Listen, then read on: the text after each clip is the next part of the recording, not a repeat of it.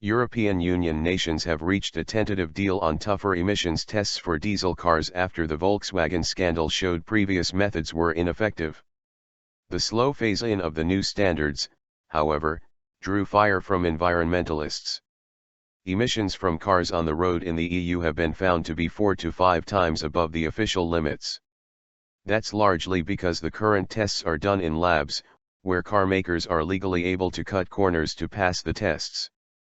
The EU's Executive Commission said Wednesday that the new tests will more closely resemble real road conditions. The agreement still needs the backing from the European Parliament. Sneaky workarounds. Until now, car companies had legal ways to cheat on emissions tests. They used a single example of the car model, a so-called golden vehicle, that was outfitted especially to do well on the tests. The back seats might be pulled out to reduce weight, for example, or the doors taped over to reduce air drag. In the US, which has also relied on lab tests of car emissions, Volkswagen went further, illegally using software in its diesel engines to make sure they passed the tests. It meant that the cars on the road emit far above the technical limits, which were imposed to protect people from hazardous exhausts.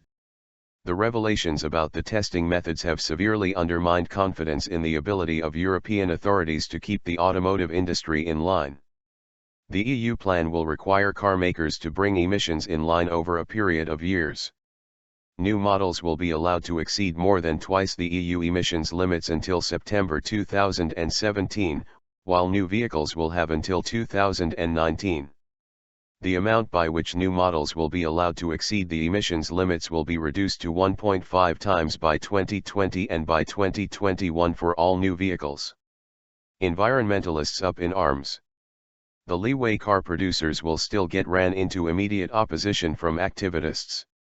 Allowing car manufacturers to completely disregard car standards for another 5 years is terrible news for our environment and for consumer trust in European car brands, said Gurbanjan Gerbrandi, a European Parliament member for the Liberal ALDE group. EU Commissioner Elżbieta Bieńkowska said the EU is the first and only region in the world to mandate these robust testing methods. Experts from the 28 EU nations approved the methods by a large majority.